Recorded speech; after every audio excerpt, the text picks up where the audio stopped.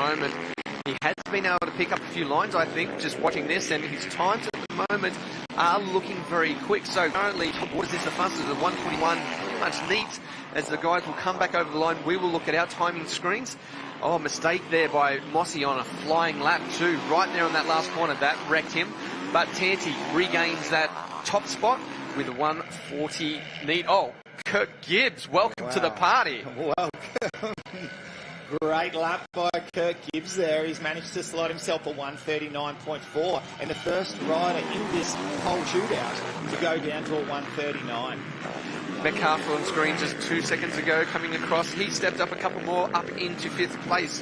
The times very close. It's only 1.5 seconds over the top 6 riders or top 5 riders at the moment, as the rest of the riders juggle around their lap times. One I am surprised about at the moment, and both you and I spoke about it, Lee, when they came into pits during qualifying, was Dean Ferris making some big changes to the bike as well. We saw a lot of riders actually in there, more than we usually see, making some changes to their bike. So certainly a track that's going to take a little bit of effort to try and make it work for them. Yeah, of course, the MX1 pole shootout brought to you by AMX Superstores. You mentioned it was Dean Ferris came in after just one lap he came in, and it was a fairly major change, which was that loosening off the shock collar and changing the spring setting, the height. So whether he's gone lower or higher, I dare say some of the riders perhaps feeling a little bit twitchy out there on a track like this at such high speeds at the moment. But Kirk Gibbs continues to hold our first place at the moment in the pole shootout with a 1:39.4, still the only rider to get down into that 1:30s, and Tanti holding on to second fastest at the moment. Back to Todd Waters. Hayden Melross, not too bad at all. Very good, yeah. Another one. Welcome to the party. It's great to see Melross up there on that gas. I'm sure he's been doing a lot of work. As we see Matt Moss come across the line, he puts himself back into 4th place. Todd Waters on screen on the 47 Husqvarna machine. Just going slow at the moment, maybe checking out some lines, looking for something a little bit different. This sort of track we expect should be one that favours Waters a bit. He has a lot of AORC experience lately, and you can think that that could help into this a little bit with these big running conditions. And I would think a rider that we're expecting a little bit more from would be Dean Ferris back in 8th at the moment. Now, if you're in the top 10 and you're in the pole shootout, you've done good just to get in there. However, the 1:42 that we're seeing at the moment is the slight little concern. So it's quite a few seconds off our fastest time at the moment. Through that very deep rutted section right there is the second fastest rider in Tanti on that Yamaha. Now, these guys have been working very hard to get that bike settled down just a little bit more, and look at that through that big deep rut. And I think we're going to see some more lines outside of that one a little bit later on. Quite a fast part of the track as well. Absolutely. Tanti coming in a little bit sideways there. Nice little drift bike. Looks to be set up exceptionally well. I'm liking the line there off the side of the track. Now, to any of our viewers at home watching, it might look as if it's taken a little bit of a cheat line off the side of the track. No, it's where the track markers are. You're not exiting the track. So all it is being very creative and finding yourself a line that's nice and low. It was interesting. I'm just keeping an eye on our times. Tanti is just about to come around to the finish line and should, with no mistakes in that last turn, set the fastest lap. We've looked at our 2 splits and he is quite quick, but he also has Gibbs. Oh, back wheel over the edge right there, and that might have been just enough to miss out, but Gibbs right behind him as well, also coming over. He's just bettered his time a fraction as well. Yeah, another top time there for Kirk Gibbs on the factory KTM machine, looking exceptionally comfortable. Now, he's a very smooth, calculated rider, but what I like to see from him, and we had a little bit of footage before, is him getting a little bit of body language over the jump. So it was a back-to-back tabletop section. He was getting a couple of nice little scrubs on. Yeah, not one of the new generation young blood that likes to throw the bike around too much in the air. So if you see Gibbsy doing some form of scrubbing and staying low, you know he's in fine form. He's comfortable, absolutely. There is Hayden Melross on the gas machine. 45 coming through. Again, this is a much better start to our day for Melross as he makes his way through this very rutted, fast left-hander. Oh, fighting the bike through that corner right there. And I think that is going to be something that plays out for the rest of the day as well, just trying to battle these ruts. As we see on our timing on the side, Metcalf has moved himself up into 3rd place. great lap there from Metcalf, and I was wondering whether we would start to see some faster times as this session goes on. Unlike the previous round and the previous round before that, rounds 1 and 2. Yeah, we just saw Mel Ross. He was on fire and he made that mistake. You could see the disappointment in him. Sorry, it was on screen there, Lee. Bit of a bummer there for him for sure. Checkered flag comes out, and that will be the end of the session here. And as we sit at the moment, Kirk Gibbs is still on the top of the table here in the AMX Superstores pole shootout. Tanti has just been logging lap after lap of consistent 140s. Very, very fast and looking dangerously consistent. And that's one thing. It's all good to do one quick lap, especially on a track like this. If you can log a few laps that are all the same time, then that's a good indication as to how you're going to go in these races a little bit later on. Yeah, that's for sure. What a fantastic job for Kirk Gibbs as this session comes to an end. Conditions looking fantastic here. Let's take a look at the AMX Superstores results for the MX1 pole shootout. Kirk Gibbs on top on the KTM. Aaron Tanti in second place, just 0.6 of a second behind from Brett Metcalf. Great job in the top 3. Yeah, I like what I'm seeing here too. Moss back there in 5th, only 1.6 between the top 5. So really good times. I mean, even back further, down to 7th, 2.5 seconds. Baldwin ahead of Ferris. And of course, we've got Lockie Latimer and Joel Evans there rounding out the top 10. Ferris will head back to the pits, and I'm sure we'll be speaking with the mechanics. They'll be making some changes, whatever is needed. And again, it's only the pole shootout at the moment. Race time completely different. These guys are going to have some races before they get back on track, so the track's going to change quite a bit. We can already see, if you have a look on screen, you can see Kirk Gibbs there with a bit of an extension to the end of the peak on the helmet. That is, once again, a nicely duct-taped goggle lens on the end there. Tends to be one of 2 reasons, either for sun or for roost, and you would dare say at these early stages of the day that it would be related, well, it could be for both, really. The sun's relatively low in the sky there. As we see, Kirk Gibbs on the Honda replay at the moment, just on screen, and one of his flying laps, and the smoothness of it is the key here. And I think what we're seeing out of him this early in the day is something to look out for, I think, for the rest of this one. Yeah, looking very, very good, and doesn't even really have a speck of dirt on him at the moment as he's made his way down to the podium area, and looking very, very nice. The bike looking spectacular. I know he's been doing a lot of testing and bike setup on the KTM, just trying to make sure it's working very well for him. He's had a couple of seasons on the Japanese machines, back onto the European manufacturer, the Orange machine, the KTM. So great to see him back in fine form, and of course his second moto, the final race of the day up at Mackay at round 2. He was in fine form. It's great to see some of these older guys back in the mix. And, of course, like we joked about a little bit earlier on, Hammy, the older boys would have been getting the calculators out and doing the maths. All right, let's head down to Kate, who's on the podium. For the pole shootout award, a huge congratulations to Kirk Gibbs and KTM. Well done, a great start to round 3. You don't even look puffed. Nah, it's only a few sprint laps, so feel good, and felt like a lot better from the practice and ironed out a few little things and a bit more aggressive. So feel good, and the bike's feeling good, and we've been doing a lot of work behind the scenes with the KTM and everyone that supports me, and I'm looking forward to the racing. Congratulations, well done. Thank you.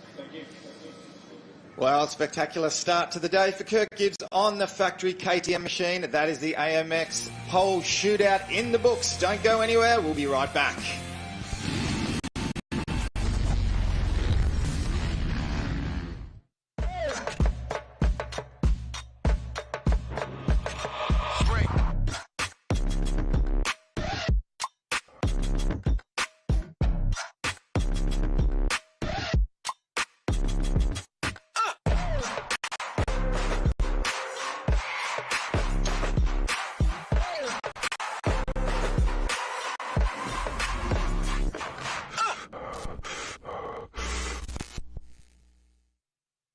Penrite, a 100% Aussie company, pride themselves on their commitment to all forms of motorsport in Australia, from the very grassroots to competing and succeeding at the highest level.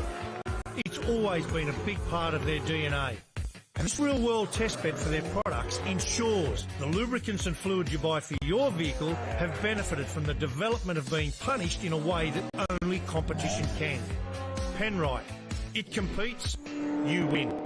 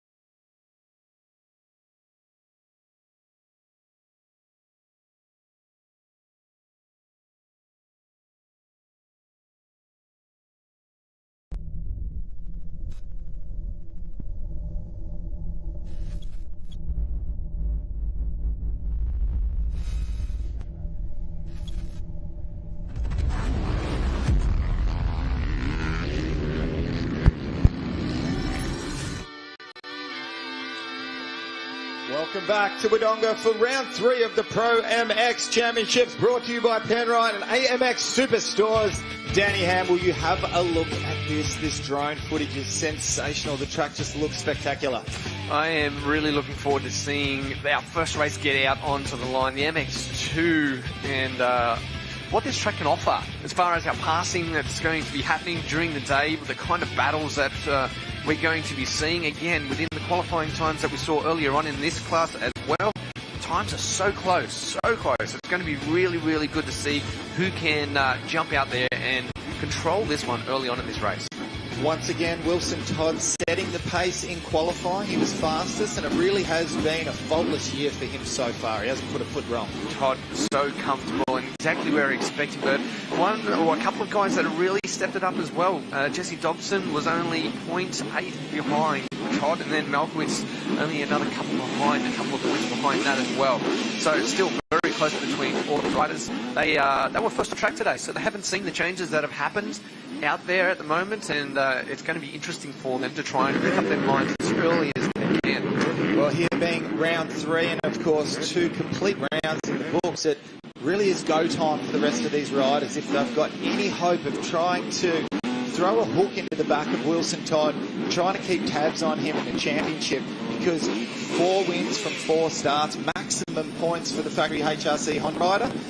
It's looking very ominous. You give any rider that kind of confidence going in the championship, and it's almost going to be impossible to try and claw that back. You really can't let someone like Todd start to run away with it the way he has been doing. And I really feel that the Serco Yamaha boys today, they've got a good chance. I think they really can throw something in the mix here, as we see our guys just getting ready. As they move out for their site lap. This again, as we said, they were first on track. This is their first look at it. Again, since they were out there, a lot has changed. How about that? Just off the start, those first couple of riders running too deep into the corner and actually off the outside of track. Well, rule number 1, that obviously comes from team manager and from your mechanic, do not crash on the side lap, okay? Because you will bend up your bike and you're going to create work for us that we don't necessarily need with only seconds to go before the drop of the gate. Great to see Jesse Dobson there, who was second fastest in qualifying. He's out having a nice little look there, checking out, as you said, they haven't seen this track for quite a while now, and certainly these deep ruts, there'll be a bit of a surprise for them. So they're going to be almost trying to have eyes in the back and the side of their head at the same time and try to come up what's going to be the best line. We just had on screen Isaac Ferguson and also Blake Fox looking at the track. Let's head down to Kate, though, down on the gates. I've got Mark Wilson Todd's mechanic. So, Mark, why did Wilson choose this gate? Well, basically, he's got the inside advantage here, so he's got a quick bike and he'll get up to the front first and then he'll be able to control that first corner. And tell us about the great start, the mesh start, how he's finding this. Hey, he loves it. Just reckons unbelievable. Just the way the bike just leaves the gate now. You watch him, he'll be on the back foot the whole way down the straight. Well, good luck. No way, thank you. Gate position, extremely important at this circuit. Now, you've got to be a brave rider to be on the outside of that gate and try and swing around the outside. The inside certainly is an optimal position for controlling that start, especially when you're sitting on top of a factory Honda racing bike to get them a great launch out and power down that straight. If he doesn't get the jump, though, he does have that security of being able to tuck around the inside and still manage to pull himself out into a relatively good position out of that first turn. However, if you do get that bad start, Lee, on the outside and you have the rest of the field coming across, you have nowhere to go. Yeah, it's going to make it very tough. It puts a lot of pressure onto getting a good start. And, of course, the medal great start that we have here at round 3, imperative to jump out and have a really good, almost supercross style starting technique where you, back in our day of indoor supercrosses when the dirt was that tacky, it was like Play-Doh. It's kind of what we've got here. However, back in our day, we didn't have start buttons to hold the forks down. Well, let's take a look at our Pirelli MX2 lineup. Wilson Todd, Jesse Dobson, Bailey Malkowitz, Reese Budd, who is looking much better today. We expect big things out of him. Dylan Woods on 64, Alex Larwood, Roddy Kingsford, Levi Rogers, Noah Ferguson, and Haruki Yokoyama. Caleb Barham, Isaac Ferguson.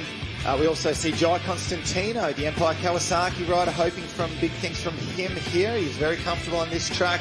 Blake Fox has been a little bit missing in action compared to where we would expect him to be in his debut year of MX2.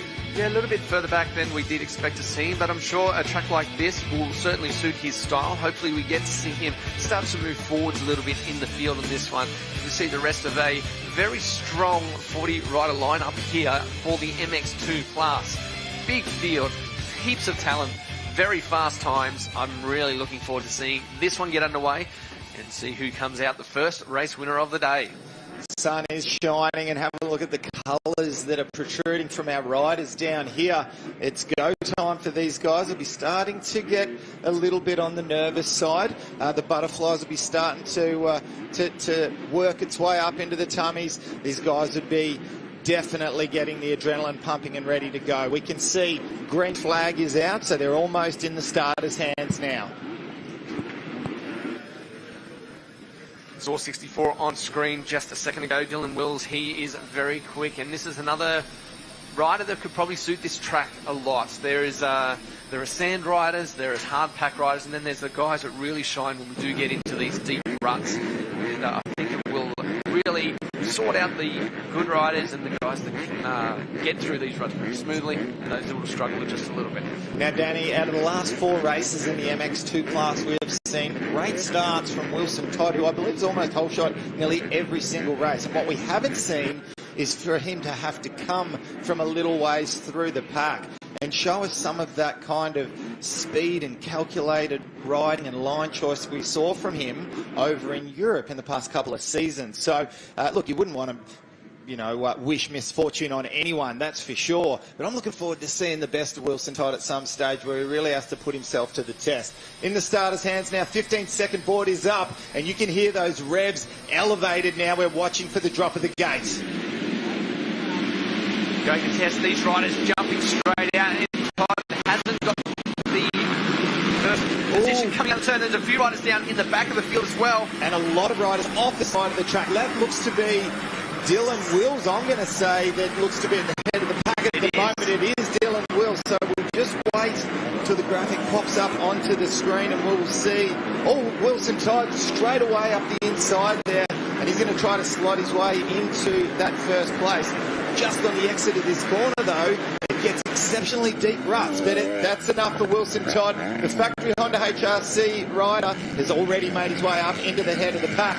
Dylan Wills back there in second place. A lot of work ahead of these guys. Serco Yamahas and other Yamaha riders there is Reese Budd back there in third place. I see Kingsford Dobson around the outside of the 14. There is our Japanese rider Kawasaki. So plenty of our big hitters up the front. I am interested to see who went down in the first turn, because I thought there was some Yamahas, and there's a couple of riders that I haven't seen just yet on the screen. A couple of riders coming together there in that Thor right-hand turn. A beautiful whip sideways. I don't know if you call that a scrub or a whip, but it looked spectacular. And he's enjoying his time up there at the head of the pack. Always looking nice and clean and doing a fantastic job for his sponsors. We look through the rest of the field, and now we see there's the 7 hole shot award going to Dylan Wills, and a fantastic job there for Willsy. 1 lap in the book. 25-minute moto. These guys will complete that time, and then after it's expired, we'll do an extra lap after that. So plenty of laps ahead of them as they go through this part of the track for the first time. Towards the mechanics area, the back end just dancing around at the moment for Wilson Todd. And look at that battle back there. 2nd, 3rd, 4th, 5th, and there's going to be a charge in 6th as we see Bud already trying to make those moves. Well, Wilson Todd starting to stretch out the lead now. Looked like a pass made up on the inside there of the Maxxis right-hander, turn 2. Who was that just slotted up a position there, Danny? That was Bud, yeah, right there on the number 3 machine. But look at Dobson up the inside as well, and Kingsford. Oh, Dobson, 2 riders up the inside. Wow. What a terrific move right there. Reese Bud nearly off the side of the track, and we've got a gaggle of Yamaha riders here. They're all just holding it absolutely wedged, trying to slide into position. Yokoyama there on the Empire Kawasaki also trying to make his way up towards the head of the pack. But have a look at the raw speed that we're seeing from Wilson Todd. Into 2nd place, however, Jesse Dobson. And these are our 2 fastest riders out of qualifying. Does Dobson have anything for the factory Honda rider? Bud now completes that move that he started a few corners ago. There's Kingsford on the 21 machine. Bailey Malkowitz right behind them on the 11 as they go up. What a shot over these jumps. Ferguson also on the 29 machine just sits in behind them. We haven't mentioned him yet, so he is right there in the middle of the screen. He is about to join the party. Kingsford up the inside of That was Wills. some very, very aggressive riding on those back-to-back tabletops there from Ryder Kingsford. He stayed about a half a metre lower than Dylan Wills. Looks to me as if, I'm not going to say Dobson's reeling him in, but at least it is not stretching out. Yeah, no. Oh, how's the jump on Malkowitz?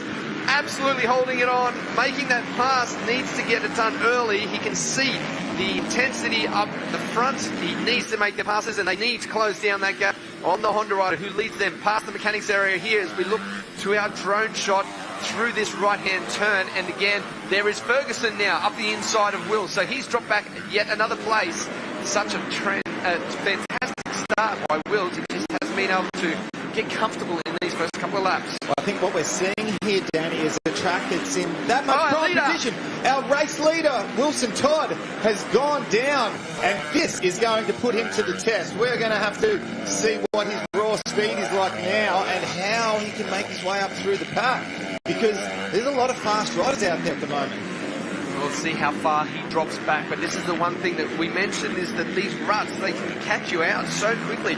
Really impressed with Ferguson. He's come from a little way back and now sits right on the back wheel of Kingsford, and that there is 5th place. We see our race leader of Dobson on the 14, Serco Yamaha, leading this one, but only just in front of Bud. Now, I saw Bud the first couple of laps. He looked like he was struggling just a little bit. I think he's found some comfort at the moment, and he's definitely got himself tagged on the back end of our race leader. It looks like he's shaking it out a little, loosened off a little bit, because quite often it's so easy to pump up, and Reese Bud is a rider in the past that's been known to suffer from a little bit of arm pump, and you can spot it from a mile away with him. And likewise at the moment, you can see there is no arm pump at all. Jai Constantino, Empire Kawasaki rider that we spoke about earlier on, getting caught up in a situation. That's the kind of thing that happens when you find yourself back out of the top 10. That was Isaac Ferguson on the 149 that was down, and with these slot car type ruts, once you're locked into one of these, there's really nowhere you can go. It's really important that you do find some different lines, not follow the guy in front of you, just so that you've got those options of trying to get around these corners cleanly. But it is really important to get nice and smooth, nice and early in this. Look at the stand-up all the way into these ones and how long those ruts are on the way out. Those ruts are really starting to form up nicely. Down he goes. That was a slow motion crash. He almost got out of it. Wow, Kingsford almost coming through and Wheel standing on top of it. Yeah, just a little bit unbalanced there. The front wheel tucked just that little bit. I expected him to put the leg out or something there to try and save it, but no, he rode it to the ground. Another mistake, and almost down once again. So he really needs to shake this one off and jump straight back into that momentum and hold himself up into that position.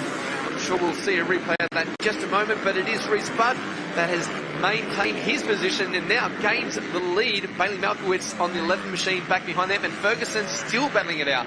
We've got some monumental battles going on at the moment, but Reece Budd has just put himself in great position. He's riding exceptionally well, and in normal circumstances would probably be back in third place at the moment behind Wilson Todd and Jesse Dobson. Let's take a look at the Honda replay here, and this is the almost slow motion crash. It starts with the front wheel. He thought he was in one rut, but was in the other rut. That was just a complete lack of concentration there, unfortunately. Yeah, I agree. I thought it looked like he thought he was going to that inside line, and he just sat out over the top of it. As we see Blake Fox on the screen trying to make up some more positions at the moment, battling it out with a 7-9 machine. Blake Fox back there in 12th place, which was only a lap or two ago was where Wilson Todd was. He's only made his way up to 10th at the moment. As things shuffle their way through, we have to have a look down to trying to pick up. Okay, so Jesse Dobson, with his crash, only made his way back to 6th place. So must have taken Wilson Todd quite a bit of time to get up and going. Yeah. Oh, another one. These long ruts, they're catching people out. Yes, very difficult track conditions at the moment, and if you are not paying attention, you are going to end up on the ground. We've seen it already a couple of times, and trying to stay smooth and fast. Now, we've seen so far that the guys that have had the pressure put on them, they are the ones that are making these small mistakes. The guy behind that is doing the chasing, doesn't have that intense pressure of leading it. They're the ones that have been able to ride their own race at the moment and try and catch up. And we're seeing that pressure a little bit at the moment. But as Malkowitz still sits back there, 1.6 back, so it's a good little gap, but it's not a safe one. Well, let's watch this space, because he hasn't had, just as I say that, he gets a little bit of screen time. But I was about to say, Bailey Malkowitz hasn't had too much screen time up until this point, but what we did see in the early stages of the race, he looked very, very good, loose and agile, and all over the track, picking his lines very, very nicely. So I think it's only a matter of time before we see a battle between these two Yamaha boys. There goes our third place rider of Kingsford. Now he has shaken off that battle that was being challenged by Ferguson on the 29 machine just behind him. And he's starting to look a little bit better, starting to move his way forward rather than trying to block and maintain that position. So we may see him creep up into this battle for the front two. 1.2 the difference now between Budd and Malkowitz. And you could lose half a second just in this turn alone that we're about to come in if you take the wrong line. Let's head down to Kate at mechanics area. I've got Jamie and Bud here, Reece Budd's dad, and also head mechanic. How's the heart going? 100 mile an hour. 100 mile, get more nerves than him, I think. So how do you think he's handling the track out there? I know he was feeling pretty good coming in. He loves this sort of track, but we'll just see how it goes towards the end of the race. He's doing well at the moment, which is good, so let's focus ahead and hopefully we can Thanks, at the end of the race. Good luck. Thank you. But an absolute legend and one of the true nice guys of the sport. We like to call him Big Red. Damo is Reece Budd's father, and he's just one of the true nice blokes of the sport. So great to hear him. You can hear the nerves. Obviously, it'd be 10 times more nervous than Reece to be cool as a cucumber under that helmet at the moment. But what we're seeing out here starting to shape up on the track at the moment is a battle that we got to watch through the junior ranks, as these two, being basically the same age, got to battle for national championship after national championship throughout the years. So they're no strangers to each other out on the track, Reece Budd and Bailey Malkowitz, and this is just fantastic to see. Two separate lines coming through that left-hand turn just moments ago. They do cross over. We did see while we were speaking to Bud's dad that, again, Bud had a huge moment.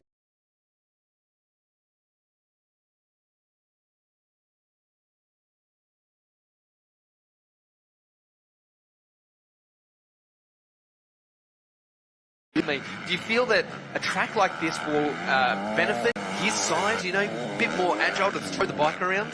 Well, I've said it time and time again.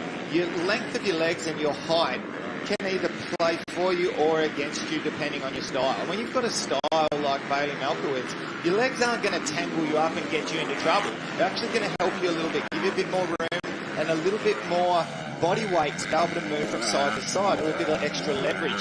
That section of the track there, those ruts really are what's sorting the boys from the men at the moment. There was a much more conservative run through at that time for Bards. And that gap really did close in quite a lot, but then Malkowitz just dropped back a little bit in that last turn as well. So it's a little bit yo-yo at the moment. Kingsford still sits back there, 3.5 seconds back. Dobson has moved himself back up in the fourth, but quite a long way back. Another 11 seconds back behind them, so a lot of work ahead of him. I just really want to make mention of a few riders, if we don't mind. Top 5, Liam Andrews at the moment. What a spectacular job for the Ride Red privateer rider. Haruki Yokiyama's made his way up from not that long ago. We were saying he was back in 10th place. Well, he's up to 6th. And Jace Cosford, a name we haven't really heard too much of, currently floating up there in 7th place, has been up in that top 10 the whole race so far. So great job for him. But really our top 3 at the moment is where it's at. And of course, Jesse Dobson trying to get back there into the mix. Wilson Todd's made his way up a couple more positions to position number 8 at the moment. Ryder Kingsford for the WBR Bulk Nutrients Yamaha team on screen. Slight mistake just there going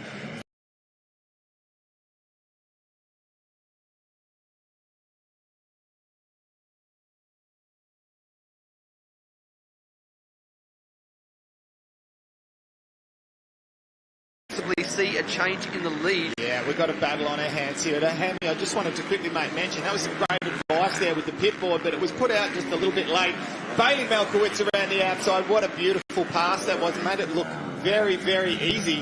And it looks like, yeah, he's already started to make a nice little gap there, tipping it into the Michelin left-hander. Different lines once again, and great to see so many ruts starting to form in each of the jumps here. A bit of a mistake there, or did he choose to do that and drift out to the outside? Look at this, the outside line. I saw Malkowitz looking at this over the last couple of laps. That's why I said that I think we might see it in these next 2 turns. Very smooth around the outside. And sometimes when you're a rider, you get locked into the line you know. That was the inside line that Bud has been using lap after lap. He may now be able to see some new lines now that he does sit back there in second. Possibly mount another challenge as we get a little bit deeper into this race. Well, that's what you want to try to do. Is we're 11 minutes to go in this race. He's been reeled in and passed by someone that he knows exceptionally well. He knows the raw speed of Bailey Malkowitz. He also knows that Bailey's not too much of a crazy rider. He's not going to be sitting back and going, well, I'm just going to let him go because he's probably going to crash in the next 5 minutes or so. It's not the kind of thing that you'd expect from Bailey. So he really needs to try and latch onto the back, maybe pick up a couple of lines that he might not have previously had, which quite often happens. You can slide in behind someone and be surprised by a couple of parts of the track that you just didn't realise. And as we say that, he's latched back on again. He is not letting him go, so perfect recovery right there by Reece Budd. Needs to make sure that he does that. Let's head back down to Kate. Yeah, so I've got Mark Sladdick here, Wilson Todd's mechanic, and he's just going to give us a little bit of an update as to the strategy that Wilson Todd is thinking of right now. Mark, tell us about what Wilson Todd's probably thinking. Is he stressed? What's his strategy now to get back to that top 10? Look, I don't think he'd be stressed right now. He'd just be thinking that he's going to pick one off by one. Just keep circulating with fast laps. Okay, thanks, Mark. No worries, thanks, Mark. Well, that gap has stabilised between first and second place. Bailey Malkowitz back to Reece Budd. It's still under 1 second, 0.9. But then it's a further 4 seconds back to Ryder Kingsford in third place. So everything still is well and truly on with a great battle up at the head of the pack. And Reece Budd certainly hasn't run out of energy. He certainly hasn't pumped up too much. This is really good to see. Little mistake from Malkowitz, but love the body language from both of these riders over these jumps. Roll reversal for the pressure as well.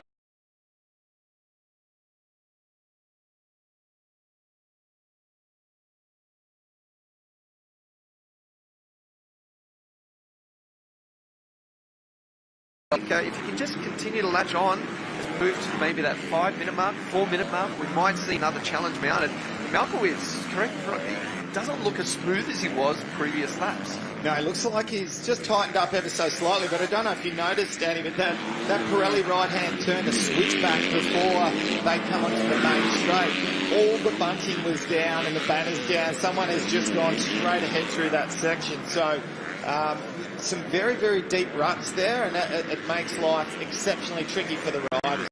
Once again, this is Bailey Malkowitz's part of the track, and I think Reece Budd needs to maybe change up his line and move across to the outside. Then we are getting into those lapped riders as well, which is going to play against the guys that don't know which line they should be taking. It can certainly open up those gaps or close them in quite quickly. It's a Honda rider?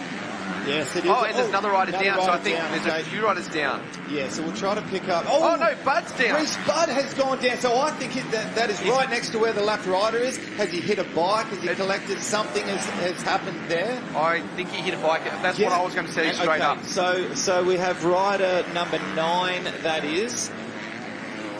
We'll just try to pick up... Here we go, Honda replay. Have a look at this. Oh, wow! Did you see the smoke coming off the bike? That was lock-up, possibly? Absolutely massive. So, Kingsford. Okay, so... That wasn't Kingsford. That was another Yamaha rider. Sorry. Oh, okay. So that looks to be Aaron Mason that's gone down there, and... yeah, we'll try and pick up who that other rider was, but yes, certainly... that so is much information that we're trying to process at the moment. Yeah, so either way, Kingsford has moved himself into second. It looked like it was Kingsford that actually landed on, but no, it wasn't. He's in second place, but still in third place after that, so he got up very quick to maintain that position. Dobson's still in fourth place. You've got to wonder if Reece Budd's just clipped the edge of a bike or something, whatever's happened, because there was so much carnage going on there, and just trying to make sense of it all at the moment. But from the looks of things and from our on-screen timing at the moment, Reece Budd is back up and running and still in that third place. So if that's the case, it was a very quick recovery from the Yamaha rider to still be, I dare say, what are we talking, 5 seconds ahead of our race leader's teammate, Jesse Dobson, who's back there in fourth place. Wow, that was a big crash. Huge. How so big. Anyway, our race leader has been gifted a huge lead now, 7.7 seconds over second place. So he can take his time, just pick his way through these lapped riders and not do anything crazy at the moment, and work his way towards that checkered flag, which will be around about 8 minutes from now, 6 minutes and 30 seconds left on the clock.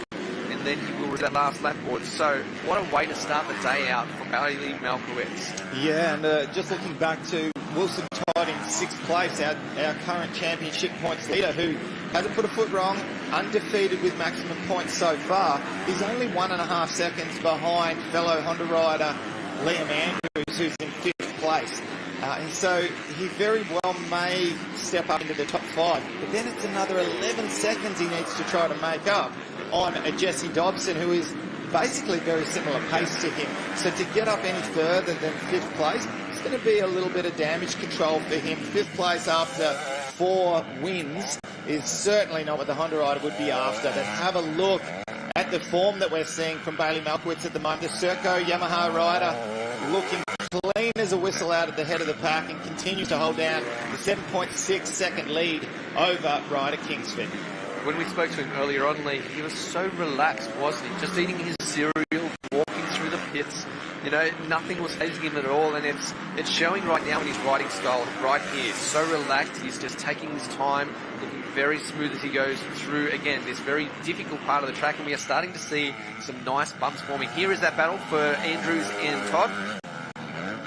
Yeah, let's not forget Bailey Malkowitz. The kid knows how to win. Former world junior champion. Yep. And of course it's at Horsham and up against some very, very tough competition there, and came right down to the wire.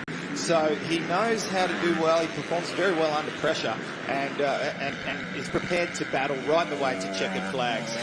Ooh, backhand just stepping out once again for Wilson Todd. At LaRocco's leap section, that's the ruts that have claimed everyone. Yeah. That left-hander, it's claimed. It's where Wilson Todd went down, Jesse Dobson went down, Reece Budd almost crashed twice there. It's a very, very tricky part of the track. To the right, Thor corner right here, and you're right about Wilson Todd. 11 seconds on the 4th place being Dobson. It's not worth it. It's not worth pushing that hard. Of course, push it all the way to the end, but don't go over your head. It's a tall order to try and make up that distance. 5th place, a good recovery, and then just come out and swing in on the next one. Well, look, he did everything right. He got another one. It's 5 out of 5 good starts for Wilson Todd, right?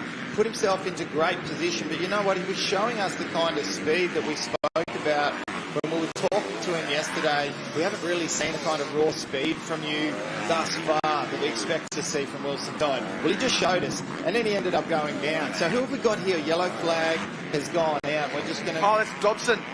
That was the 14 machine of Jesse Dobson just standing there in that corner. I'm almost certain I saw a 14 on the back of that jersey. Wow. That's a weird spot to be crashed and not just jumping straight back up either. Well, that's the Pirelli corner area where the banners were down. So there might be something that we're just not quite able to catch on screen or with the vision of how tricky and technical this track is. Clearly through this section, we can see it's nasty. But through there, we've seen a few mishaps. And for Dobson, yes, as you said, Dobson is starting to go down on the leaderboard at the moment. So if we could pick up what's going on there and try to... Yeah, okay, so Wilson Todd still on screen at the moment. And he will, like we mentioned, and you spoke about, Danny Ham, don't force the issue, but sometimes it just comes to you without any fault or good doing of your own. And that's what Wilson Todd finds himself in a position at the moment. He's managed to gain himself an extra spot, and he slots himself up into 4th place. However, 18 seconds behind Reece Budd, who's rebounded really quite well. Finds himself just over 3 seconds behind 2nd place rider, Ryder Kingsford. Yeah, we may see him get up there for a battle to pick up that 2nd place yet. With 2 minutes and 10 seconds left to go in this one, as we see on screen, Malkowitz absolutely stretching that lead out. 9.8 seconds when you're a rider in this position. Oh, there is Dobson there. Dobson looks like a broken forearm radius ulnar, perhaps, when you're holding your arm like that. Unfortunately, I've had that way too many times before, and I can only hope the best for the Serco Yamaha rider, but that is not the way that superstar wants to be starting his day here at round 3, Wondonga. Highly unlikely to see him out there again, I think. I mean, we don't know for sure, but the way he was holding it would be a big ask. Yeah, I don't think so. 100%. We've got some form of either a fracture or a dislocation there, but he's in fantastic hands here with the Race Safe crew, and we can only hope the best for him. But his teammate is out at the head of the pack, and that is just how fortunes can change. One rider who hasn't won a race all year, hasn't even had a second, I don't believe, and then now is out at the head of the pack with nearly a 10-second lead, and your teammate, who was 1 position faster than you in qualifying, is out with a suspected broken wrist. So team manager Gavin Eales at the moment, that's the ups and downs, the highs and lows of running a team. Correct me if I'm wrong, I thought at the last round we certainly saw some excellent speed out of Malkowitz, but he had a small mistake and went down. So for sure he has shown some speed, but hasn't got those results that we did expect out of him. But what a way to rebound from that, and especially in any kind of championship hope, to take advantage of any misfortune, and especially with this one here, we'll pick up some valuable points in that championship. As we see on the side there, 10 seconds still stretching out. Budd has closed in 1 second over that last lap. Only 2.4 seconds behind, but 21 seconds behind is Wilson Todd. So that gap between Budd and Wilson Todd is stretching out slightly, just a tiny. It would be, I think, that Todd has realised, yep, we're not getting there. We're just going to ride this one out and pick up those valuable points, make no mistakes before this one's out. As we've seen, this track already has claimed a lot of riders unexpectedly. They weren't ready for the crashes that they've had, so it can grab you very quickly, and that's the last thing he needs for his championship. Race leader still cruising around. The time has elapsed, so he will receive the last lap for this time around. MX2 Moto 1 of the Pirelli MX2 class, and a great job so far for Serco Yamaha rider and former World Junior Motocross champion Bailey Malkowitz. He's showing everyone a clean set of heels back in 2nd place. Ryder Kingsford, also Yamaha mounted, as is Reece Budd in 3rd place. Back to factory Honda HRC rider Wilson Todd. Now, Wilson Todd, just a quick little mention here, one of his major sponsors that we see right down the side of the bike, Terra Firma. Great to have sponsors like that on board outside of the sport. It's more of what we need in this sport of motocross. Well, there was our battle that is starting to develop on screen. We have only one lap for this thing to heat up, turn into a pressure cooker, but at the moment, Kingsford is looking to get one of his best results so far for the year. He's already been. Look, I don't want to focus too much on this and what we had last year with the MX3 with Blake Fox. This is not a bad race from Blake Fox back in 13th place. He hasn't had the best of seasons so far, but he clearly was a level up from Ryder Kingsford last year in that MX3 class. For Ryder Kingsford, he's just consistently been right up there, well into the top 10 and sometimes into the top 5, but to be second is mind-blowing. Yeah, great ride, but really starting to heat up here. It is getting close between these two. One small mistake or one bad line, and this battle will erupt. As we see for maybe about half a lap more, these two going at it, up and over this part, through this fast right-hander that we saw a few riders having some issues with, and Barton's got the bit between his teeth. Yeah, he tipped it so nicely into that Honda right-hander there. So we're just trying to evaluate and have a bit of a look here at the final part of the track as we've got Bailey Malkowitz coming through, going through the roller section here. He's only got a handful of corners to go. There's switchbacks before coming over the tabletop, and he'll take a sensational victory here. Has a look over that right-hand shoulder. No one behind you, my friend. You have done everything well, but the battle is back there, and we could just see there in second and third place. We'll just see them come in to the corner here in a second. But final turn for Serco Yamaha rider Bailey Malkowitz, 25 minutes plus a lap, and that is race number 1 with a win for Bailey Malkowitz, MX2 Moto 1 Pirelli, and over the finish line. Yes, what a race between those two riders. Ryder Kingsford holding on over Reese Budd.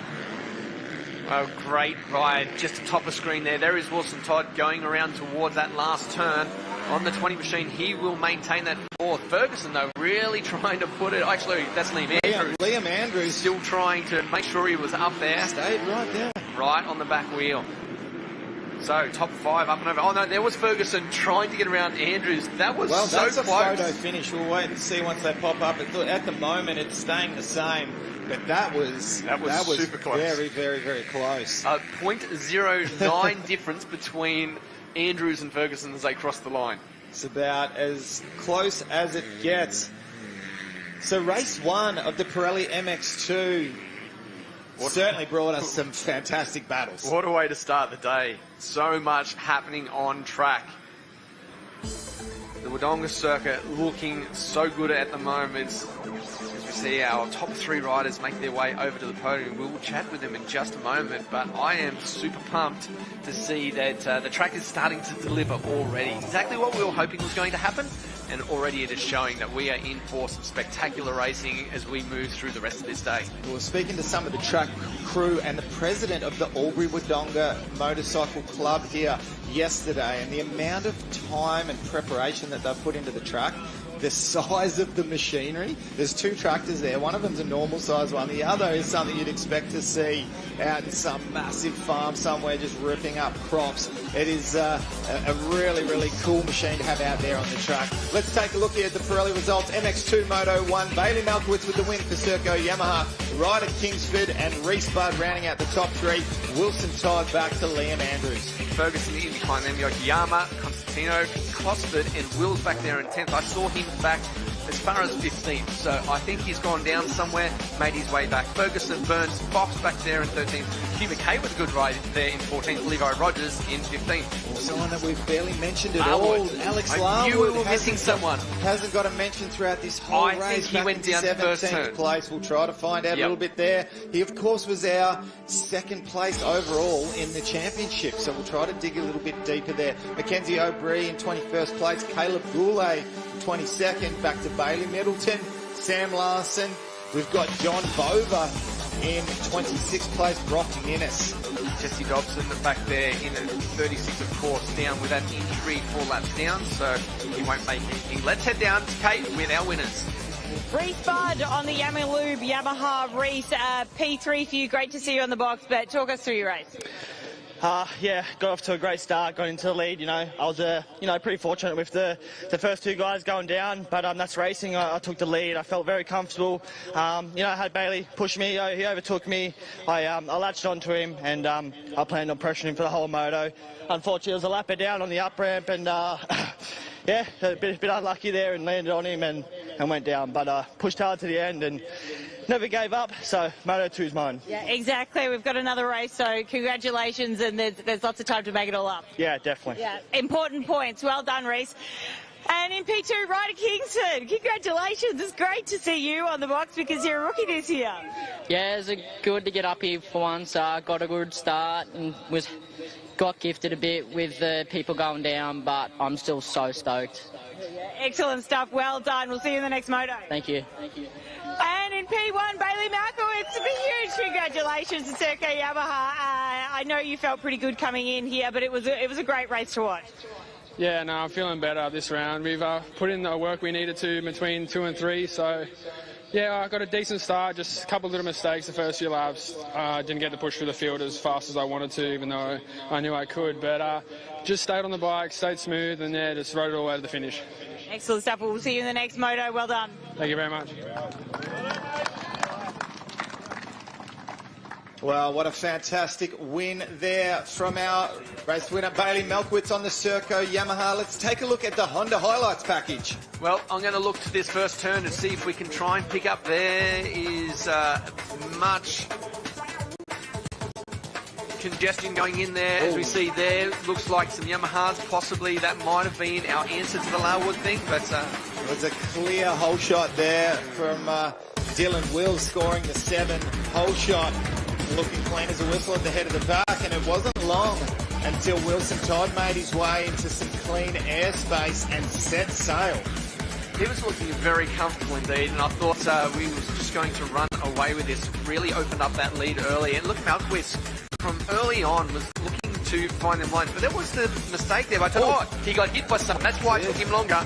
And then the race leader that was gifted also takes a little tumble. The first of 2 major crashes from the Circo Yamaha rider, number 14 there. Unfortunately, it would only go from bad to worse. Reese Budd, at the head of the pack, was really enjoying himself there until he come under a little bit of pressure from his very good friend, but also arch rival Bailey Malkowitz, and here is where that battle escalated, and the pass around the outside made it look really quite easy. Yeah, you really have to take your time with something like that. You want to rush in and get the pass done, but it can also come unstuck, and this huge crash just there by one of the riders, and then nowhere to go. Wow, that was such a big crash. So I'm wondering if that was Reese Budd. From what he said, wrong place at the wrong time, and collecting that rider. And then, of course, it was just business as usual for Bailey Malkowitz. He just set sail, headed off into the distance, and was never really challenged from that point on. He just looked too comfortable as well. The whole time he looked set to take this win as he worked his way towards that finish line. And what a way to start the day for him. As we said, very comfortable. And I think we're going to see big things out of him for the rest of the day. Well, that is the first race in the books. We've still got plenty more to come. Don't go anywhere. We'll be back in a minute.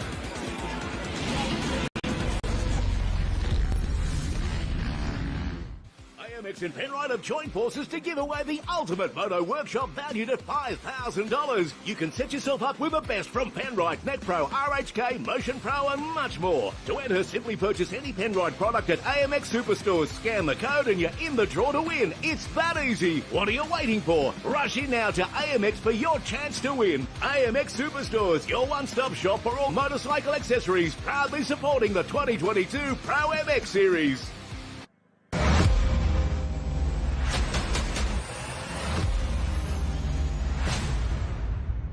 Race to the front with the all-new Maxxis motocross tyre range. The next-gen MX lineup features racing-specific compounds and advanced tread patterns that maximise traction at the highest level of racing. Leading product innovations extend across the entire MX range, offering a premium performance option for all types of terrain and conditions. Put the all-new Maxxis MX range to the test.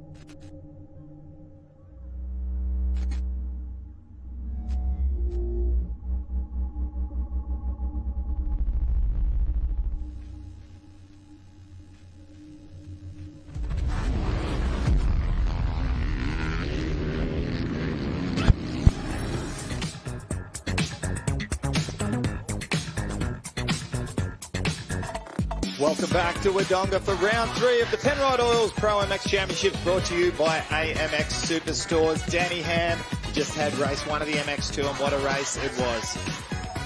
So excited to see how the rest of this day turns out. So many passes, so much action, so much drama already just out of one single race on the day. And we have got plenty more exciting laps to come out of these, especially this class. I'm excited to see this one, the MX3. And there's been some very fast riders and a couple of riders that has really shown with the times in qualifying so far. Well, no surprises. Campbell Williams, the factory Honda HRC rider who's championship points leader, he was consistently fastest in qualifying. We did see Connor Towell up there put in a good lap, but the consistent laps came time and time again from Campbell Williams. So it will be interesting to see. Obviously, a start is super important in this class here. It's such a stacked field, and it really has been a revelation. The MX3 class with both 14 and 15-year-old juniors up against 16 and 17-year-old seniors, the younger of the seniors just trying to find their feet. It's such an exciting class that really has everyone on the edge of their seat. Well, there is the 66 machine of Caden Minia. Now, we've seen so much speed out of him over the last couple of rounds. Qualified 8th in this one, but let's head down the gates. Got Dylan Minia here, Caden Minia's dad. So the qualifying wasn't quite exactly where you wanted Caden to be. Tell us why that happened and the strategy going into the race. Yeah, probably would like to be a bit further up the list. He qualified 8th on the same second all the way back to 4th. I think they're all on the same second. So probably hardpack's not our specialty, but it's definitely something we need to improve at if you want to be an all-round rider. And today we'll see how good he is on the hardpack. Yeah, great. Okay, and Caden, I've got you here. Tell us your thoughts going into here, because as your dad said, sand is usually your star because you are from WA. So what's the strategy and how have you been preparing going into today? I've been back home for a bit now, practicing all the hardpack tracks. We don't have many, but we've got a few. So I've trained on them. Going into the first motor, I'm just going to give it all I can and we'll see how we go. Excellent stuff. All right, well, we'll head on over to Honda. We've got Campbell Williams here. He qualified on pole and is also leading the championship in MX3. Campbell, so tell us about your strategy going into today. You're on pole, and why did you choose this gate? My strategy today is just to get a clean start, top 3, ride my own race, try and get to the front and just sort of set a pace and just get through the motos today and score some good points, because the end goal really is the championship, so we'll just do that. And I think this is a good gate. It's a bit lower than the other ones and it's a bit of a dip in the concrete here, so it's nice and low and it gives me a bit of sweep for the first turn. And you stepped up from Ride Red to Honda Racing Team, which is quite exciting in the last couple of weeks. Have you found it any different? Not so much. Obviously I get a lot more support and the team's awesome, helped me out really a lot, so it's good. Nerves, not too bad. Get a little more nervous, like Mackay and stuff, but feeling a bit better for this one. Great. And what about this mesh start? Have you done that before? Did a couple this week practicing, but other than that, haven't really done any since 2018. Sure. Okay, well, that's overseas. Usually they use them, so we're excited to see how you go today, and good luck. Thank you. Back to you, boys. Well, great couple of pieces there. Of course, Campbell Williams is in the box seat, championship points leader and fastest in qualifying. It's in his hands to get a good start. Probability will tell you that he's going to go out there and do good. I just want to quickly focus on Caden Minia and the chat that they had.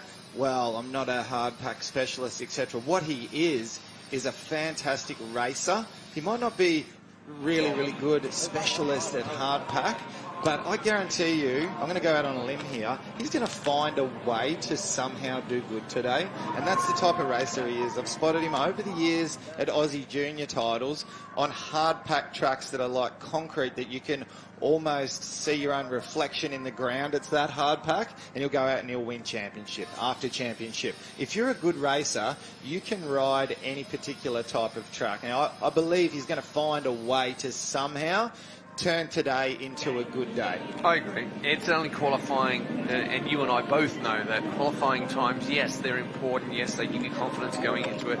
Yes, you get a good gate pick, but it's not the end of the day for you. If you don't get a fastest time, I know I've qualified terribly when I raced and still ended up top 5. Like I was out of top 20 in qualifying, yet still in the race, that's when it matters, and it's completely different. So if as long as he can get that in his mind that, yep, we qualified 8th, but that doesn't matter, do exactly what you said, find a way to make it work, and I agree 100% that he is a racer that is going to be able to make that work, then as long as you've got that mindset, then the day's going to come to you. I agree.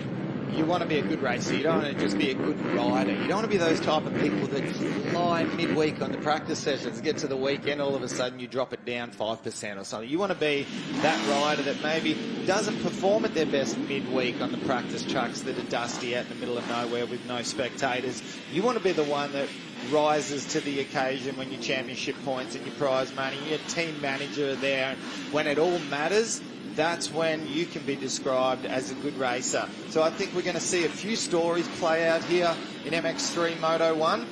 This is such a stacked field. One thing I will mention, though, of course, Caden Minia, only a 14-year-old. We've mentioned it many times, of course, but he's one of the youngest of the 4 age brackets. There's a lot of other people in there, of course. Campbell Williams, our race leader, our championship points leader at the moment. It's his first year as a senior, so he's still got another year or so that he can continue in this class. Number 23 we see with the yellow numbers there on the gas machine, Byron Dennis. He was right up there in the top 3 in qualifying today.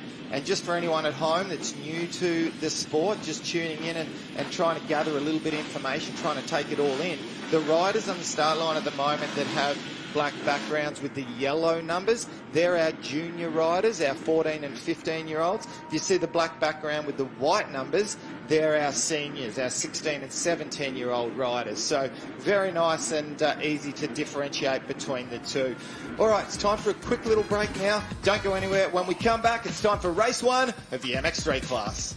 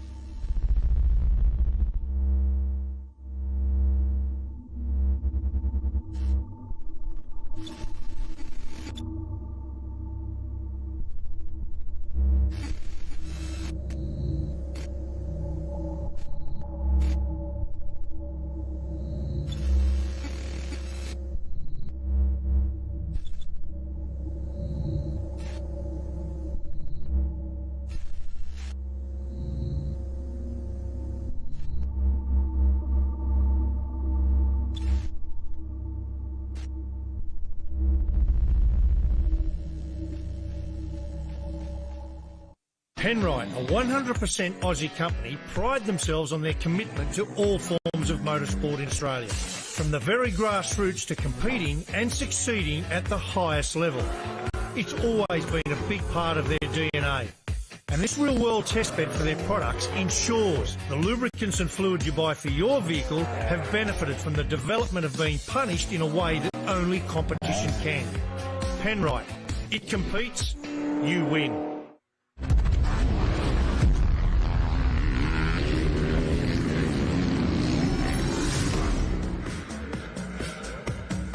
Welcome back to the Penrite Oils ProMX Championships, brought to you by AMX Superstores. We're, of course, here at Wondonga for round 3 of the championships. Danny Ham, we've got race 1 in the books for MX2. And MX3 have just completed their side lap and they're about to line themselves up.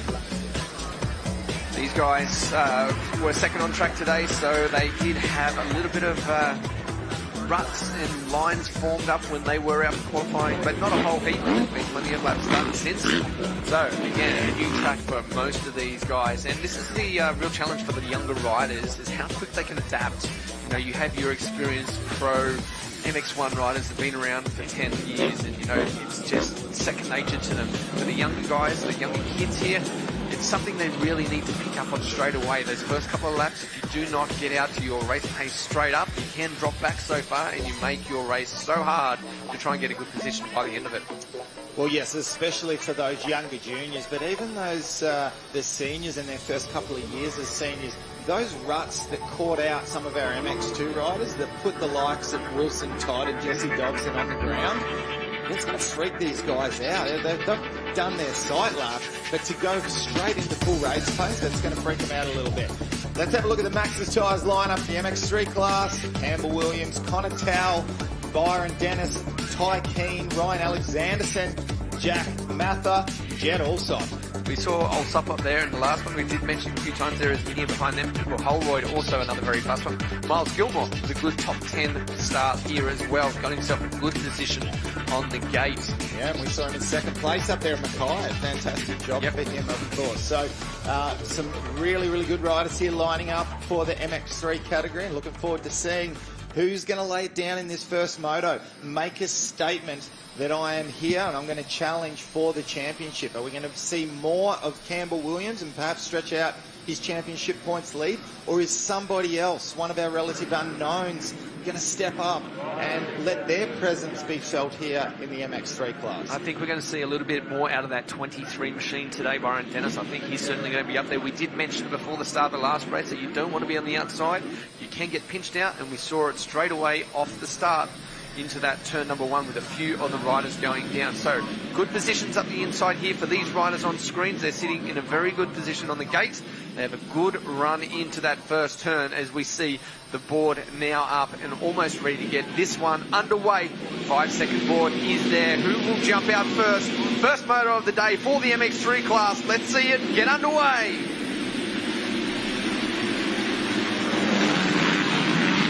Right into that first turn. Oh, very tight up front. Yamaha rider, is that Cooper Holroyd? Oh, no. The rider's gone down. Connor, is that Connor Towell? Yes, it is. After getting second fastest in qualifying, the kid knows how to ride. He's so blisteringly fast. A good start from Campbell Williams, our championship points leader, and also third fastest in qualifying. Byron Dennis is in second place at the moment. So a lot of the big hitters straight off the bat right up there. There's Jed Alsop as well.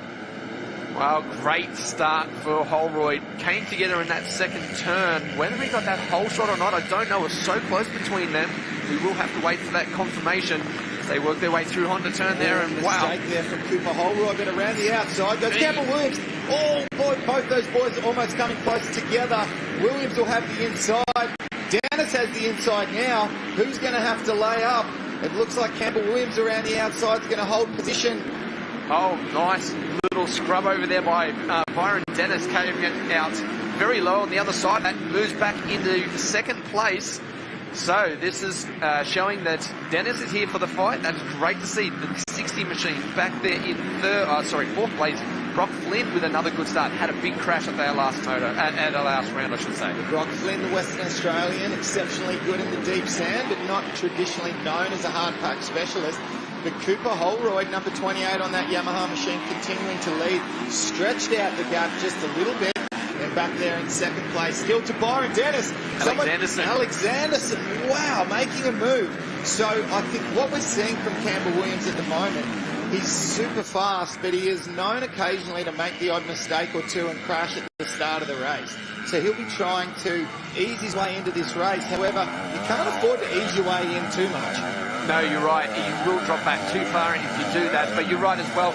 If you do go into it too crazy, as we look at the Matrix Concepts whole shot award that goes to Cooper Holroyd on the 28 machine. What a way to start his day here at round number 3. And the rider's going for that inside line there on those deep ruts, the opposite to where Bailey Malkowitz made that pass. And Ryan Alexanderson now starting to put a little bit of pressure on Byron Dennis on that gas machine. Campbell Williams settled back there in 4th place for the moment. We just have to wait and see if he's going to be patient or try to drop the hammer and make his way through. Let's see if we can look. We look through and we see just behind Brock Flynn, we've got 2 Western Australians, Flynn and Kate Minia, back there in 7th place. 18 machine of Gilmore just behind them, Another right there Western on the screen. Australian. Yep, that blue and yellow gear. As we see Holroyd back to the front now. Nice 2-3 through that roller combo section. Really just trying to get that momentum going nice. Williams all over the back of Alexanderson there. He's starting to put a little bit of pressure on. So we can't afford to slacken off too much because you've got Fitzpatrick back there in 5th place. Of course, Riley there, number 185, doing a good job. So line's starting to come together now, and I think in these stages what you need to do, I guess, Danny, is you might try a line and it may not come off. So that, for example, not a great line for Campbell Williams. Nearly got passed by another rider and he's going to the outside here. He needs to be careful because this is where he lost a position to Ryan Alexanderson. So clearly not his side of the track here. Over the other part of the track is where he seems to make up a bit of that time. Really needing to find some nice smooth lines at the moment for him to get comfortable. As we see Holroyd back on screen, 2.4 seconds over Dennis. Byron Dennis at 23 machine. There he is, just jumping into screen. Really impressed with Alexanderson, though. He had to pass quite a few riders to get himself to where he is at the moment, and I think he's the one that's going to be pushing further forward. Just dropped another 4 tenths between 2nd and 3rd, so I think that's where our next battle is going to start to develop. So really should make a comment here about the MX2 class. We've seen all kinds of carnage by this stage. It's the MX3 where you expect to see that kind of stuff. These guys have been relatively smooth and calculated, other than a crash in the first, or should I say turn 2, which is very easy to do from Connor Towell. Everyone else has been pretty clean out there. They did have the luxury also, as we have a look at this replay of the start crash, up the inside, tucking it in. Oh, a little tuck of the front wheel, and they just ran out of room. We just tried to force the issue a little bit too hard. It didn't need that. I really don't think that was a wise decision. Now, easy to say in hindsight, but I think he was trying to fit 2 bikes into that one rut, which Cooper Holroyd was already well and truly in. Holroyd looking very comfortable up front. We haven't seen too much of Holroyd up in these positions, so great to see him starting to find that form. But here is that battle that we just spoke of just a minute ago. With that inside line on that Gabrielle right-hand turn, that far inside.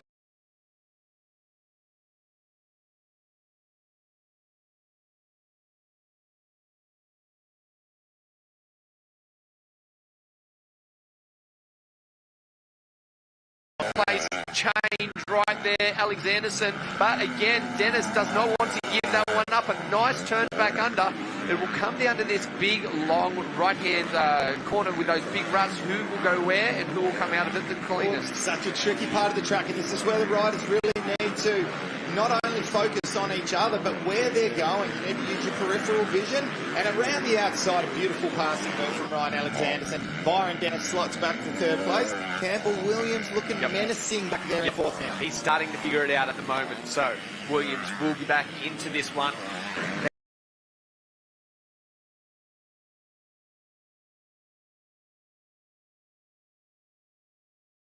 Again, very, very nice. Wow, around the outside has managed to maintain it.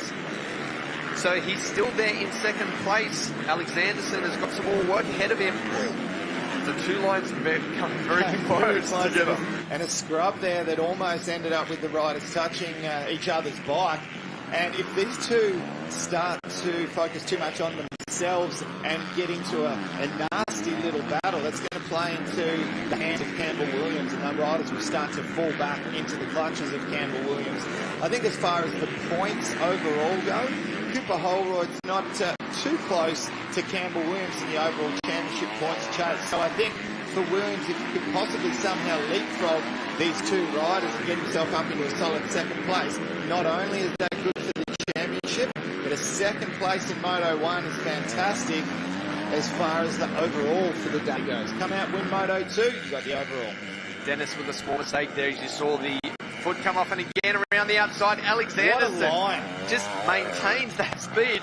Will we see a repeat once again by Byron Dennis as they go into this corner? He really needs to switch up that inside line. We haven't seen it really work for anyone as they go into this turn. Now, this could be new territory though for Byron Dennis. Alexanderson could get caught up with the lap rider that's in front of him. Williams is trying to slot up the inside as well. It won't be too long until this will be a three-way. Through that. Oh, how is the smoke there? We did see a very smoky bike off the start. That is not something you see these days with a four-stroke. It looked like a lot of two-stroke oil just burning away. As we see Williams menacing around the outside. He is joining this one as well. As we take a quick look at the replay here. Oh, that bike is just zipping up. Let's go.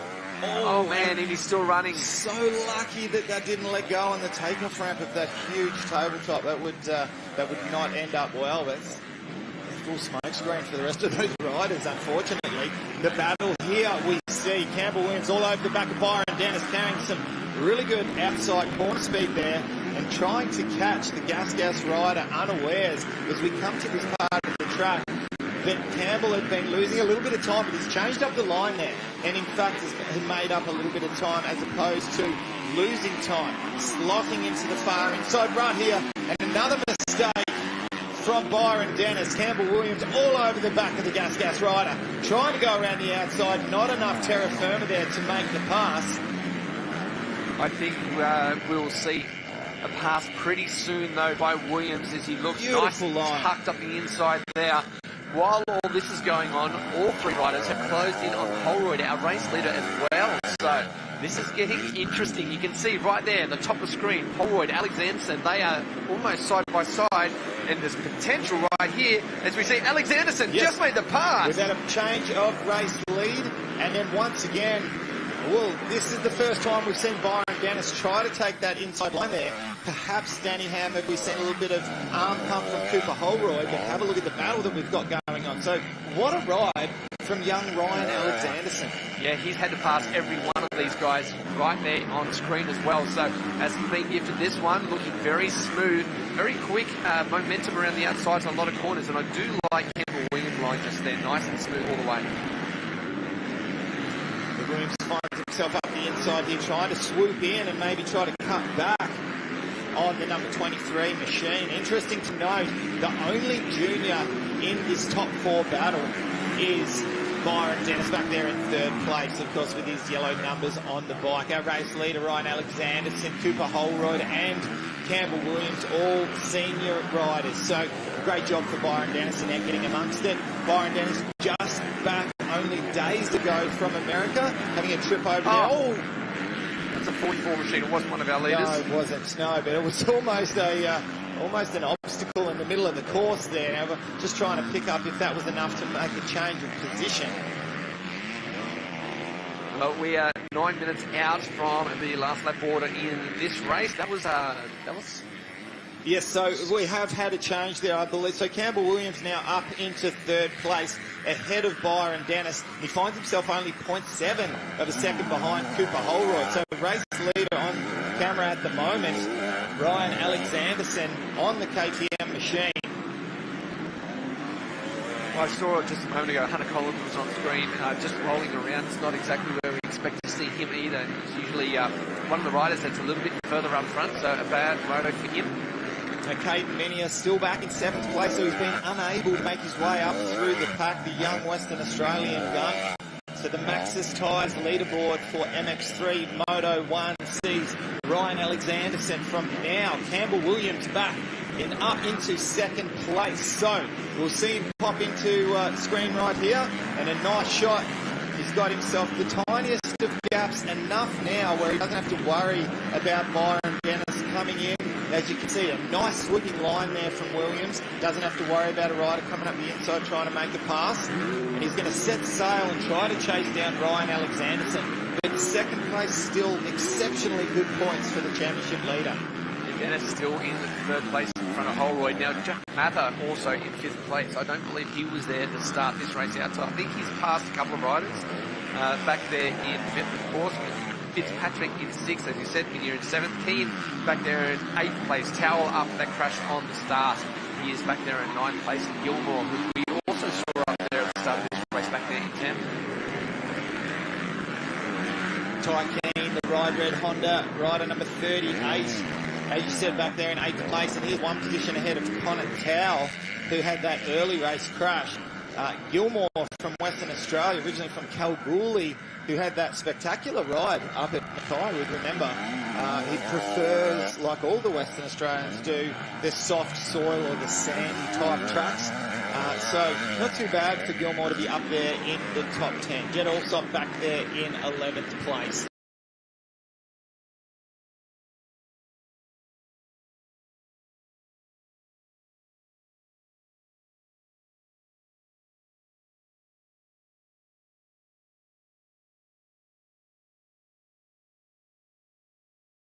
Around, he tends to be flowing nicely and picking good lines on the track. It's something that we are noticing with him. His outside line in his other lines where he sweeps into those corners, really finding all of those good lines. As we head back down to Kate. Yeah, I've got Jared Pine here from Honda Racing, crew chief for the team, but you're also helping out with Campbell Williams. So tell us how he's going out there laps-wise, because I know you just wrote something about smooth laps on. Yeah, just clean laps. He's getting a little flustered. He's taking his time, which he should have got going a little bit earlier, but he's a fit little fella, so he should come home all right, I think. Yeah. Okay, thanks, Jared. Easy, thanks. Yeah, exceptionally hard trainer, Campbell Williams, who trains with the Beats Pro Formula crew, who gets to train with the likes of Kyle Webster, Regan Duffy, Ryder Kingsford, Alex Larwood. There's such an elite young crew that does that training, and of course they're not only their trainer but their physio John Park does a great job with this strength and resistance training with those guys. So you can bank on those boys will be charging right the way to the end, but not really showing too much weakness at the moment is Ryan Alexanderson, who continues to hold that 4.2 second gap between first and second place as we approach that 5 minutes to go mark here in the Maxxis Tyres Moto 1 and the MX3. Well, interestingly, looking at the times, it's all that left rider almost getting in the road of our race leaders as he was trying to get back to the bike. Yeah, just looking at the times of first and second between them two, their fastest lap time both, 146.9 and 146.889. So they're almost identical. Last lap around 147.9 against 147.9. Right. They are matching each other every single lap that they've been out there. So it's going to take a lot more work for Williams if he does want to get up there and challenge for that lead. There is Mather. Yes, Mather is moving. He's moving exceptionally well. However, his last time was 149, so he was 2 seconds slower than our first and second place getters, but he has reeled in Byron Dennis ever so slightly. And as we can see at the moment, Byron Dennis has got his hands full. Mather up the inside, the Queenslander, beautiful pass, and forces Dennis relatively wide. Off the track. Off the side of the track, but still holds it wedged to keep in front of the Gas rider, number 23. Imagine that thought process going through his mind right there. Damn, I just made the pass and I've thrown myself off the track. Wow. Piffed it sideways and a little bit too sideways.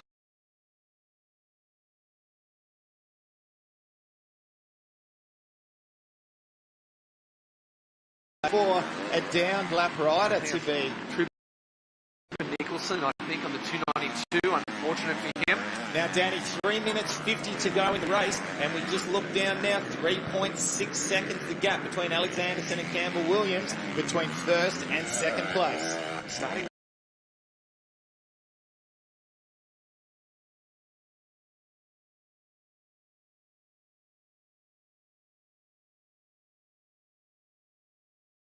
race. We are dealing with lapped riders. You could have a little bit of luck go your way.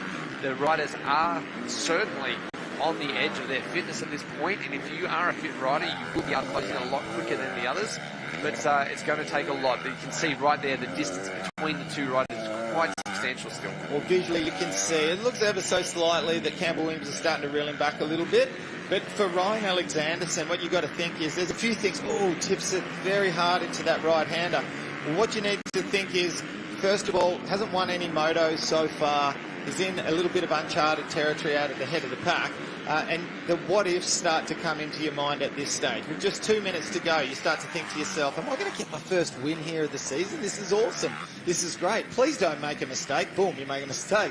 It's so easy to do, and it takes a calm and calculated mind to be able to block those negative thoughts out and be able to stay focused on the job at hand, especially when you're coming across so many lapped riders in bunches and they don't know that they're about to be lapped until the leader comes through. Great shot overhead, just showing how big and rutted this track is as the clock runs down up and over the finish line into this Pirelli turn. Alexanderson still looking good on the 62, maintains, it actually stretches out that lead. Yes. A lot of lapped rider influence, I think, in that last lap. Yeah, and also I think you can tell from the body language, he's kind of just gone, right, well, this was one final push from Campbell Williams, how am I going to react to this? And he's reacted with aggression. He's reacted with, okay, well, if you want to, you're going to have to come with me and you're going to have to get out of your comfort zone to go at this speed. And I think being smart, if Ryan Alexanderson had have consciously thought about that, he probably would have thought, he's a championship leader. Surely he's not prepared to get that far out of his comfort zone that he's going to risk everything.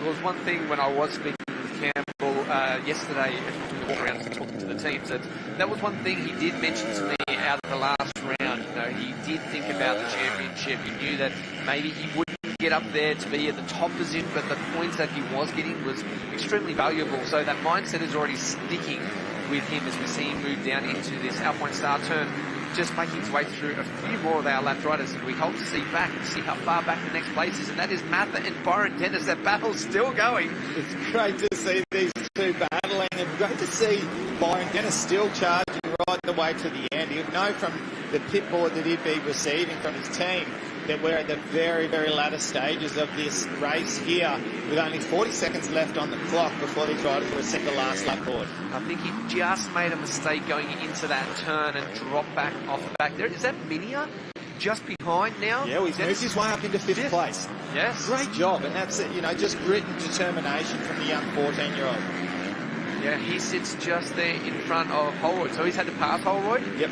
Sits there in fifth. Oh, mistake by a lap rider there, Byrne. But he's able to clear that one. There is Mather on screen, third place rider, and 10 seconds left on that clock.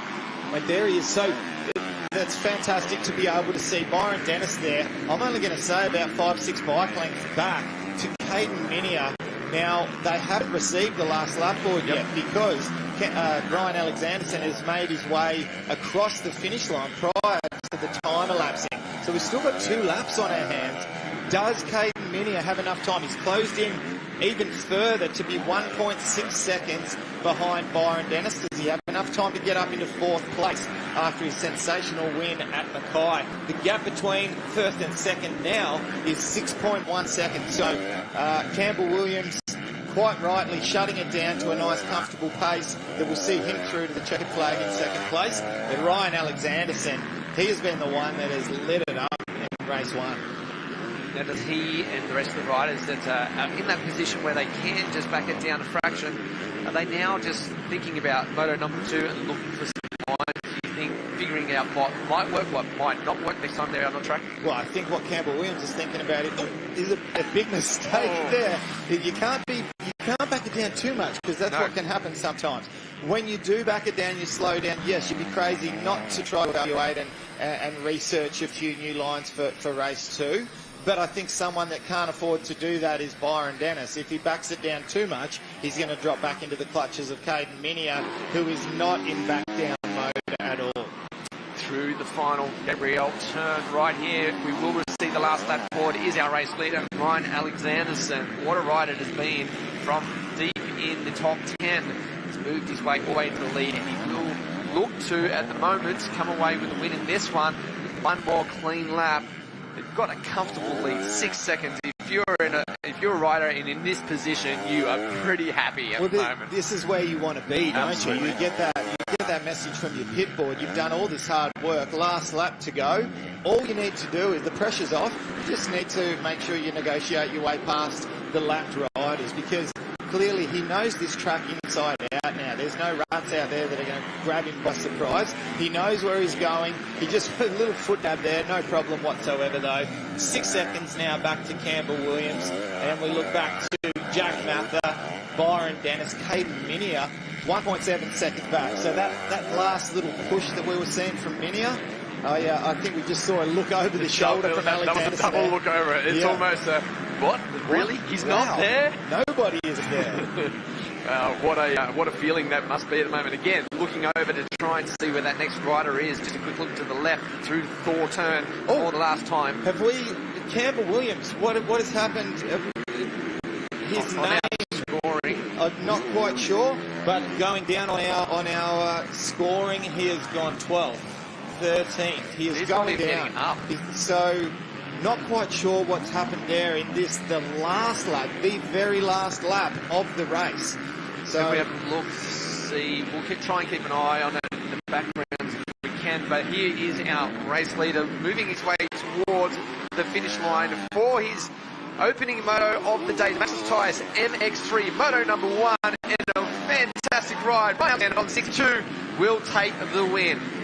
Fantastic race there from Ryan Alexanderson. He comes across. Comes through. That looked to be him. So, not quite sure what's going on. Has he lost the transponder off his bike? We didn't get to see. That looks to be Jack Mather there coming through, and it has Mather in second place.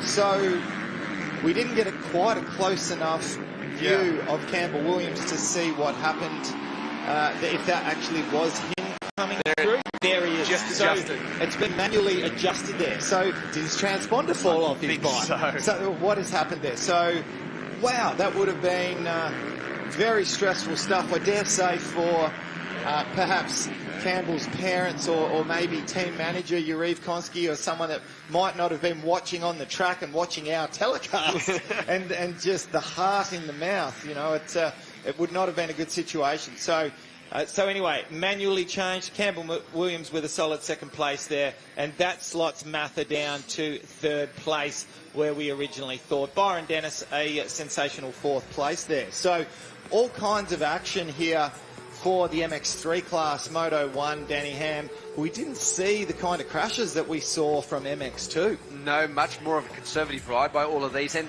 you know what? They had the luxury of seeing that first race and who went down and how hard the track obviously looks to be. So they might have gone out there with a slightly better mindset, possibly, compared to the other ones. As we take a quick look at the Max's Tyre results, of course, Ryan Alexanderson, our winner, Campbell Williams, Jack Mather with a great ride, Byron Dennis, Caden Minia, 19, Cooper Holroyd moved back to 7th, Miles Gilmore, Riley Fitzpatrick, and Jet Alsop back there in 10th. Our original race leader, Holroyd, back to 7th place, as you said. Brock Flynn, the Western Australian, in 11th. Connor Towell, after that second corner crash, in 12th place. Seth Virgil all the way back there in 19th, and Connor Rossenditz back there in 20th. So plenty of talent out there on the track, and so many riders that can pick up the pace a little bit more and start to battle it out in those top 10 riders. There's so many good riders in this field. Yeah, spectacular win there for Ryan Alexanderson, but stretching out the championship points lead, Campbell Williams, a great job from him.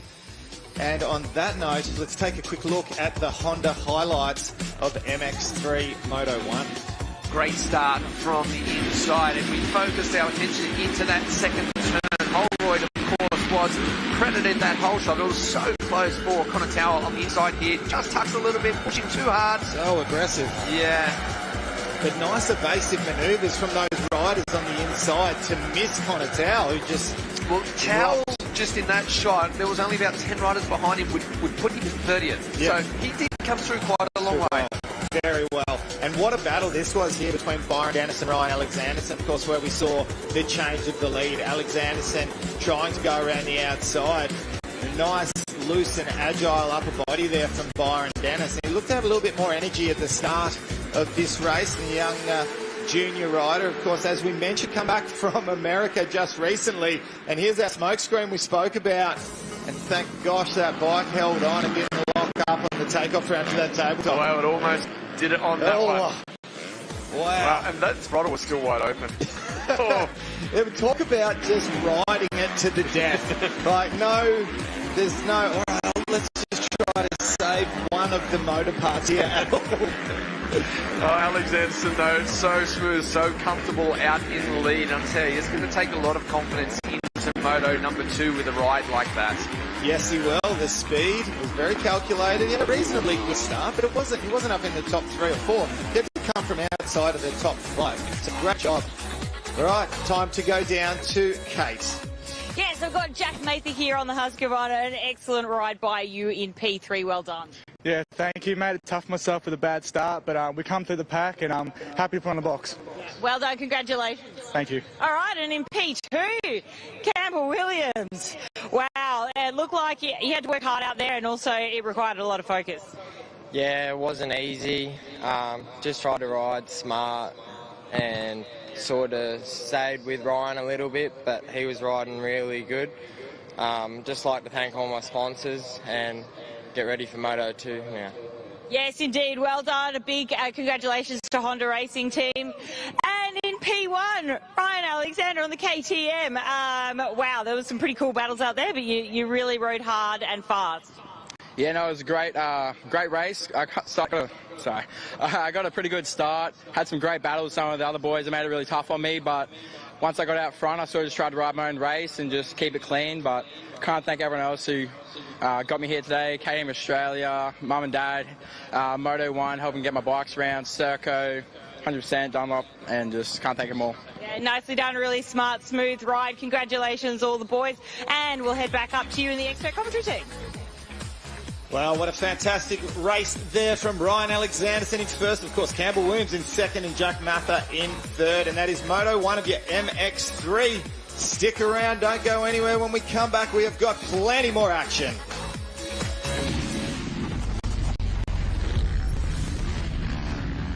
Penrite, a 100% Aussie company, pride themselves on their commitment to all forms of motorsport in Australia, from the very grassroots to competing and succeeding at the highest level.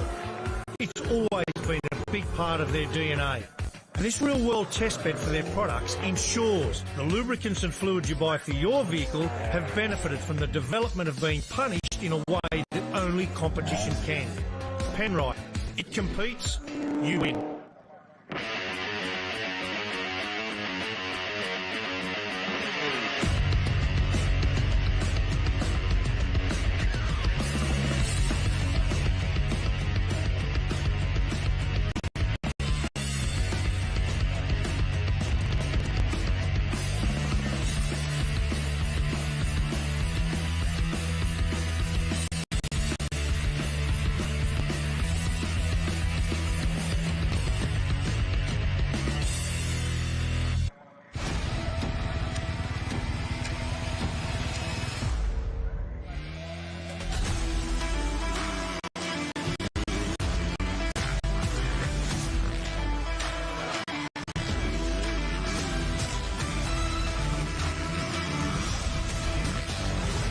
New CRF 250R. Lighter, faster, stronger. Ready to help you and you're ready.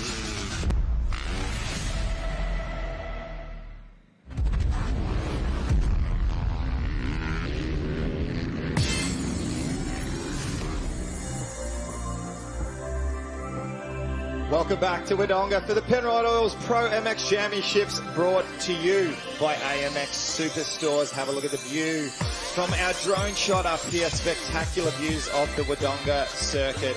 And the club here for the Albury Wondonga Motorcycle Club done such a spectacular job in preparation of the track here.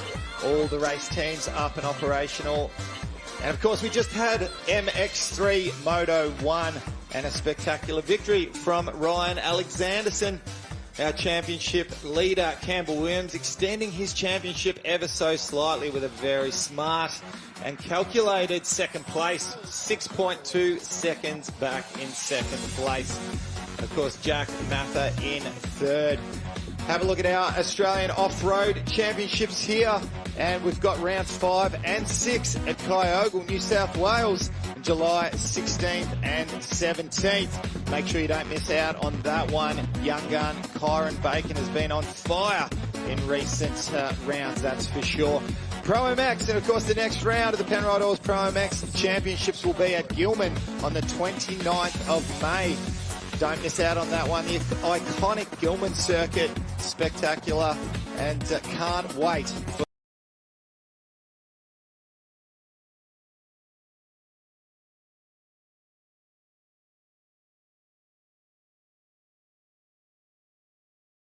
the 19th. Let's go down to Kate. Danny Ham, wow, it's been a pretty epic start to the morning, hasn't it? I mean, my highlights were definitely MX2 because there was a lot of drama that went down there. So much happened in that race. It was really incredible to see. You know, they've got some new fast guys that are being up the front, really challenging, and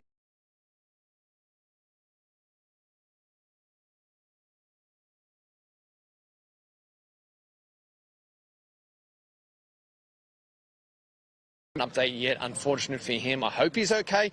We'd really like to see him back out there, but there's some other names. Alex Larwood, I feel, was down in the first turn. He's been so fast as well. So there's a few names that still haven't shown their face. Moto number 2 is looking very exciting. Totally, and it's Wilson Todd who we all had our eyes on, but he didn't end up podiuming him in the end. Yeah, that's right. He's so fast. That's his first challenge for the year.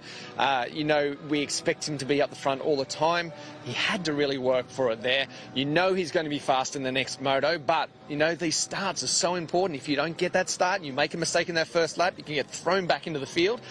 Works hard against you if you do that. So, yeah, really looking forward to see how that one plays out. Yeah, 100%. And also the starts, the mesh, everybody's really enjoying those. So it's great to see that it's quite dynamic out there. But also we've got an entire afternoon of racing. So the big boys, the Thor MX1 Championship takes off for Moto 1, and then we've got the back-to-back. So what are you looking forward to seeing happening and going down in that crazy racing that I feel like we've got ahead? Well, if anything to go by from what we're seeing, there's some new names showing up. So I think we might see that as well in this one. It's not just going to be the one rider that runs away with it. And of course, our 2 championship leaders are out. So it's up for grabs for anyone. They really need to jump on it right now in this race, get that confidence and control the rest of the day out, and that could set them up for the rest of this championship. Yeah, well, we will be back with everything at 1 p.m. Make sure you tune in to Sky Sports New Zealand, Stan and SBS, and we can't wait to see you. We'll catch back up with you soon.